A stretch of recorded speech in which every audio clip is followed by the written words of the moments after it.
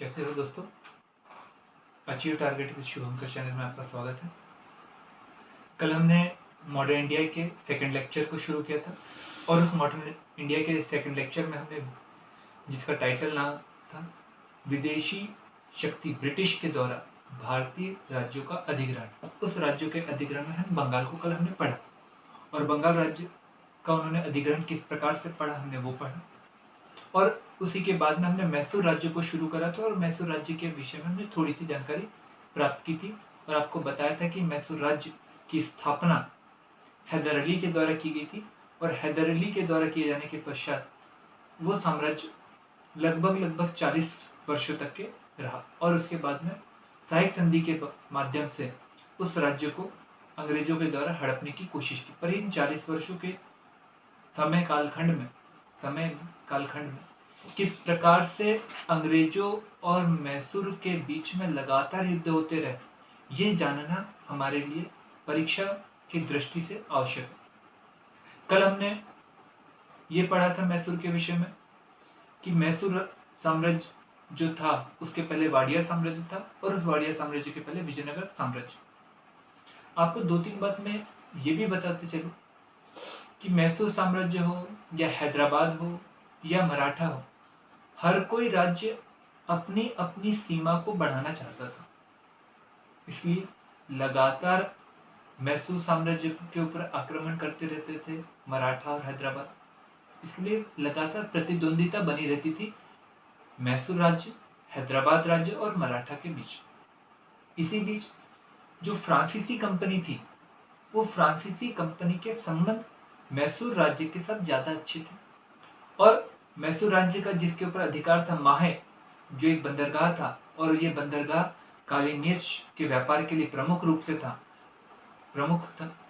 इस बंदरगाह पर फ्रांसीसियों का कब्जा होना और फ्रांसीसियों के मैसूर के साथ अच्छे संबंध होना कहीं ना कहीं खतरे की घंटी थी अंग्रेजों के लिए, क्योंकि अंग्रेजों के द्वारा कर्नाटक पर अधिकार जमा चुका और यही कारण था कि वो कभी भी तो प्रतिद्वंदी कंपनी के बीच में युद्ध नहीं चाहते थे।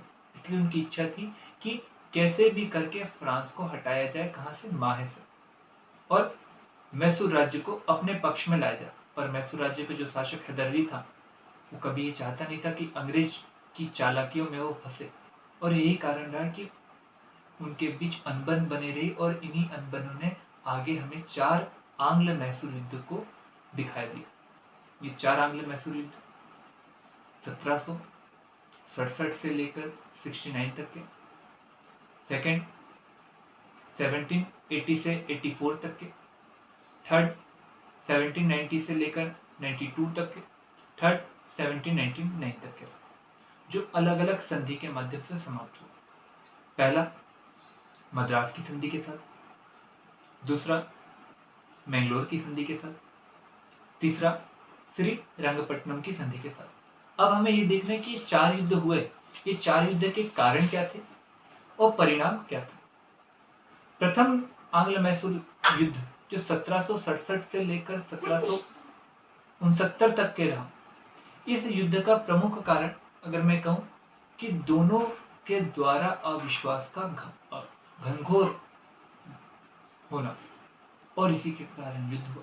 जब ये युद्ध हुआ तो युद्ध में हैदर अली की चालाकी कहीं ना कहीं काम में आई। हैदर अली की चालाकी जब काम में आई तो हैदर अली के द्वारा चालाकी में मराठा और हैदराबाद को अपने पक्ष में रखा। जब मराठा और हैदराबाद को अपने पक्ष में रखा गया, इसके कारण 3 एक गुट में हो गए, अंग्रेज अकेले हो गए। जो पहला युद्ध हुआ जिसमें कहीं ना कहीं अंग्रेजों की हार हुई और अंग्रेजों को तिरस्कार पूर्वक मद्रास की संधि करनी पड़ी। और इस संधि का जो एक प्रावधान, मुख्य प्रावधान था, वो प्रावधान ये था कि जब भी कोई तीसरा राष्ट्र या तीसरा राज्य अंग्रेज के ऊपर या मैसूर के ऊपर आक्रमण करेंगे तो एक दूसरे की सहायता की जाएगी। अर्थात अगर मराठा के द्वारा मैसूर के ऊपर आक्रमण किया जाएगा तो अंग्रेज उनको सहायता देंगे, यदि हैदराबाद के द्वारा अंग्रेजों के ऊपर आक्रमण किया जाता है तो मैसूर के द्वारा सहायता दी जाएगी। ये संधि का प्रमुख प्रावधान था। इसी बीच 1771 आया 1771 में मराठाओं के द्वारा मैसूर पर आक्रमण किया गया, और मैसूर पर जब आक्रमण किया गया तो अंग्रेजों जो मद्रास की संधि में लिखा गया था उसके प्रति वो सही नहीं उतरे, उनके द्वारा मदद नहीं की गई, और इसी के कारण हैदर अली असंतुष्ट हुए। युद्ध की जो बातें थी, द्वितीय आंग्ल मैसूर युद्ध की बातें थी, वो यहीं से शुरू होने लगी। परिणाम हुआ 1780 से लेकर 1784 तक का दूसरा आंग्ल मैसूर युद्ध। इस आंग्ल मैसूर युद्ध में हैदर अली की मृत्यु होती है 1782 में।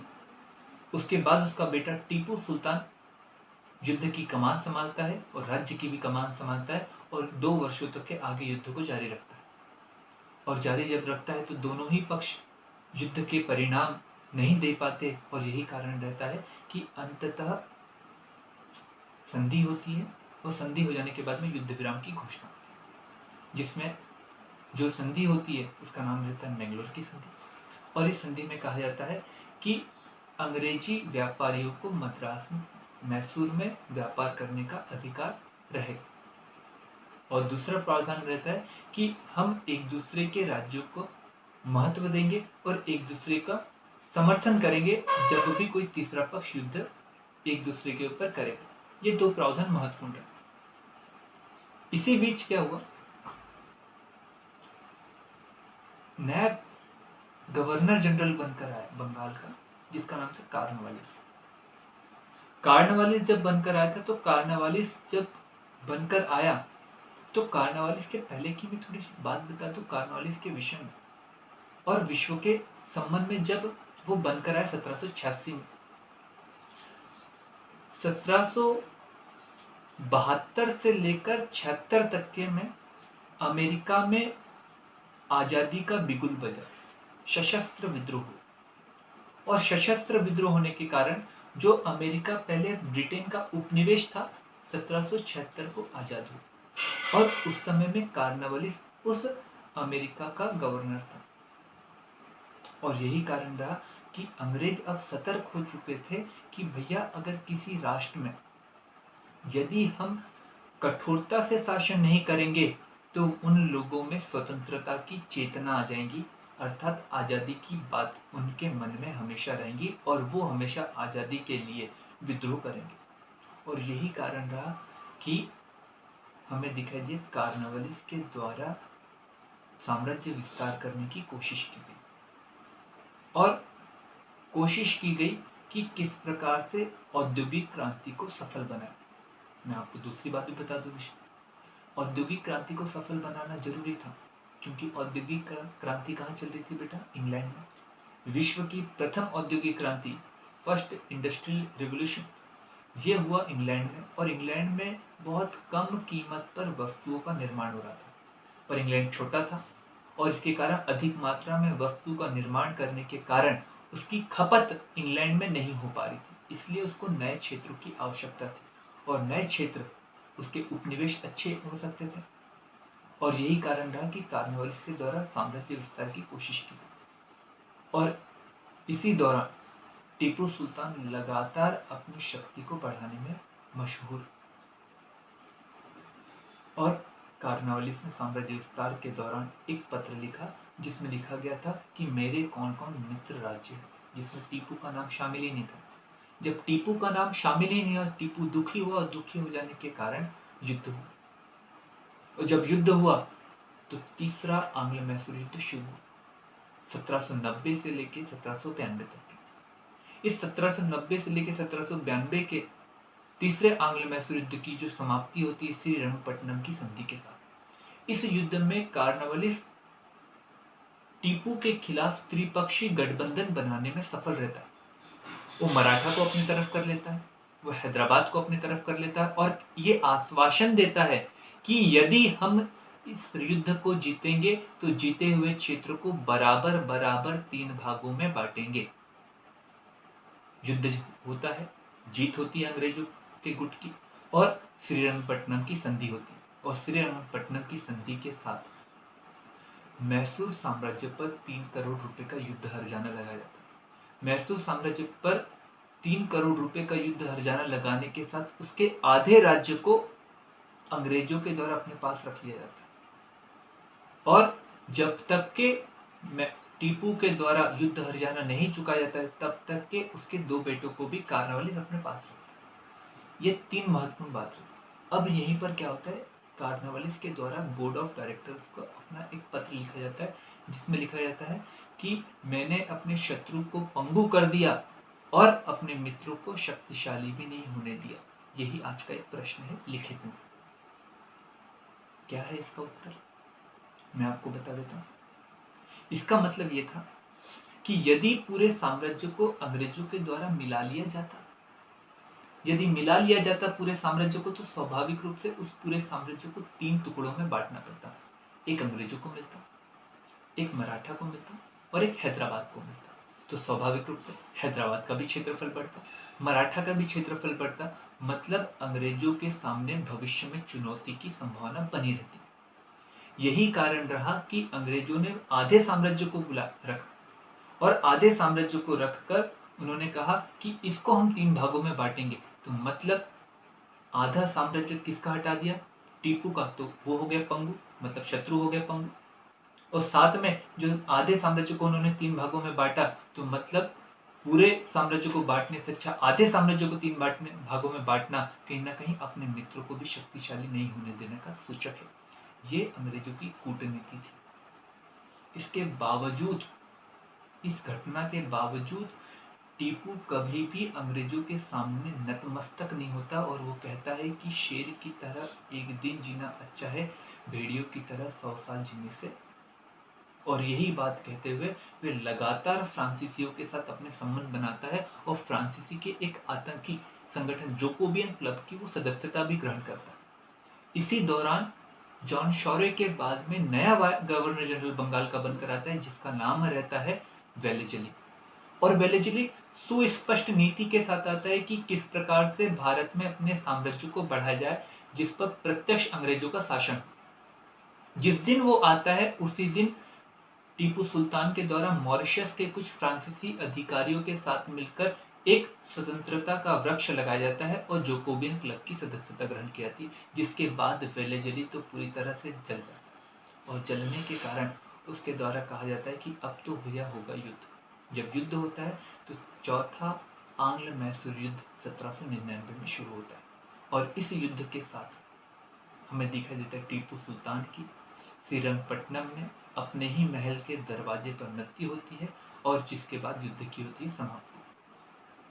और नए साम्राज्य पर अधिकार हो जाता है किसका, अंग्रेजों का। और अंग्रेजों के द्वारा पुराने वाडिया साम्राज्य के छोटे से 2 साल के बच्चे के साथ एक सहायक संधि कर ली जाती है। और सहायक संधि करवाने के बाद में मैसूर के एक बड़े क्षेत्र पर अधिकार अंग्रेजों को होता है, छोटे क्षेत्र पर अधिकार वाडिया साम्राज्य के वंशज। इसी के साथ मैसूर साम्राज्य का विलय हो गया। अब हमें अगला राज्य पढ़ना है, जिस राज्य का नाम है मराठा। समझ में आ रहा है भैया आपको? कोई दिक्कत तो नहीं है? लैंग्वेज समझ में आ रही है? अगर फास्ट हो रहा हो तो आप थोड़ा सा कमेंट में लिखकर बता दीजिएगा, तो कोई दिक्कत नहीं रहेगी, ताकि मैं अगले लेक्चर में इसको भी थोड़ा सा देख के चलूँ कि फास्ट हो रहा है कि नहीं हो रहा है। अब हम देखते हैं मराठा। अब मराठा जिस प्रकार से इतिहास में 2 चीज बहुत जबरदस्त रही जिनका एकाएक उदय हुआ, एक रहा राजपूत और एक रहा मराठा। यदि आप राजपूतों को देखोगे ना भैया, तो राजपूतों के विषय में मैं पढ़ता हूं तो मुझे प्राचीन काल में राजपूत दिखाई नहीं देते, एकाएक मुझे पूर्व मध्यकाल में राजपूत दिखाई देते। वैसे ही मराठा पहले कभी दिखाई नहीं दी, पर जैसे ही 1700 के करीब करीब आते हैं तो मुझे मराठा दिखाई देने लग जाते हैं और एकाएक उभार। और भारत की राजनीति में एक बड़ा वजन तो कहीं ना कहीं में राजपूतों को भी बड़ा, मतलब पढ़ने में दिलचस्पी बढ़ती कि भैया किस प्रकार से इनके द्वारा शासन किया गया और एकाएक उभार कैसा है। वैसे मराठा को भी पढ़ने में मजा आता है। तो मराठा साम्राज्य मध्यकाल का कुछ भाग है और कुछ भाग आधुनिक काल में आता है। तो जो शिवाजी जो थे, और शिवाजी के साम्राज्य को हम मराठा के शिवाजी वाले साम्राज्य को हम मध्यकाल में पढ़ेंगे। शिवाजी, उनका बेटा संभाजी, ये हम कहाँ पढ़ेंगे बेटा? मध्यकाल में। पर जैसे ही औरंगजेब की मृत्यु होती है और उसके बाद में संभाजी के बेटे साहू जी जो जेल में रहते हैं उनकी रिहाई होती, उसके बाद के काल को हम मराठा में पढ़ेंगे। ठीक है, तो मैं आपको बताते चलूं कि हमें कल के लेक्चर में मराठा के कई सारे पेशवाओं को पढ़ना है, उन पेशवाओं के कार्यकाल को पढ़ना है, उन पेशवाओं के समय में किए गए कार्यों को पढ़ना है, और अंततः आते आते क्या ऐसी घटना घटी कि 1707 में जिस साम्राज्य ने उभार लेना शुरू किया, 1750 के करीब करीब जो साम्राज्य का उभार बहुत ज्यादा था, अटक से लेकर कटक तक के साम्राज्य था, वो 1818 आते आते किस प्रकार से समाप्त हो गए, कल हमारे लेक्चर में ये बात लेंगे। आप अपने नोट्स बनाने के लिए आज ही पेशवाओं का क्रम लिखते चलिए, ताकि मैं कल बताऊं तो आपको दिक्कत ना हो। तो हम सबसे पहले पेशवा पढ़ेंगे, पेशवा विश्वनाथ राव। बड़े सज्जन प्राणी, कूटनीति में ज्यादा धार, और यही कारण रहा कि रिचर्ड टेम्पल ने इनको बहुत अधिक महत्व दिया, और इन्हीं के कारण हमेशा मराठा मुगलों पर कहीं ना कहीं दबाव बना पाए। इसी के बाद में इनकी मृत्यु एकाएक हो जाती है, और उसके बाद में उनका बेटा बाजीराव आता है, जो 20 साल की उम्र में ही गद्दी पर पेशवाई प्राप्त करता है, और 20 साल मतलब 20 साल गद्दी पर बैठा, और 20 साल उसके द्वारा पेशवाई की गई, मतलब 40 साल की उम्र में ही उसके द्वारा मृत्यु को भी प्राप्त कर लिया था, पर उतने ही काल में पूरे साम्राज्य को फैलाता है। तो इसका बेटा बालाजी बाजीराव अच्छा रहता है, पर इसके समय में एक घटना घटती है, उस घटना का नाम रहता है पानीपत का तृतीय युद्ध। इसकी एकाएक मृत्यु होती है। उसके बाद में एक महत्वपूर्ण व्यक्ति आता है, जिसकी मृत्यु को कहीं ना कहीं पानीपत के तृतीय युद्ध की हार से भी ज्यादा खतरनाक माना गया। उसका नाम था माधवराव। माधवराव के बाद में एक छोटा सा व्यक्ति नारायण राव। नारायण राव के बाद में उसकी हत्या करने वाला रघुनाथ राव। रघुनाथ राव के बाद माधवराव द्वितीय, और माधवराव द्वितीय के बाद बालाजी बाजीराव द्वितीय। ये हमें पेशवा पढ़ने हैं, और जब ये पेशवा हमें पता चल जाएंगे तो कल आपको मुझे ये सीक्वेंस बताने में, क्योंकि आज के लेक्चर में आपको सीक्वेंस बता चुका हूँ, तो कल मैं अगर इनका नाम लूंगा तो आपको दिक्कत कभी नहीं होगी। मैं अंग्रेजों को लेकर बताऊंगा, और साथ में कल के दिन में जिस प्रकार से आज हमने विश्व इतिहास की 2 घटनाओं के बारे में बात की, एक अमेरिकी क्रांति, दूसरा इंग्लैंड में हो रही औद्योगिक क्रांति, उन्हीं बातों को लेकर हम आगे चलेंगे मराठाओं के साथ में, कि क्या कारण थे कि मराठा के तरफ अंग्रेजों का ध्यान ज्यादा आकर्षित हुआ। मैं चीन को लेकर बताऊंगा, चीन, इंग्लैंड और अमेरिका, ये 3 घटनाओं को लेकर कल हम मराठा को भी पढ़ेंगे। धन्यवाद। आपको लेक्चर अगर अच्छे लग रहे हो, आप लाइक करिए, चैनल को सब्सक्राइब करिए, शेयर करिए, बेल आइकन दबाइए, ताकि आगे आने वाले वीडियोस आपको मिलते रहे। साथ में आज के लेक्चर का एक प्रश्न भी लिख लीजिए, जो ऑब्जेक्टिव रूप में था। देखिए, आंग्ल मैसूर युद्ध के 4 युद्ध में से प्रथम 3 युद्ध की संधियों के नाम। दूसरा, हैदर अली की मृत्यु किस सन में हुई। Thank you.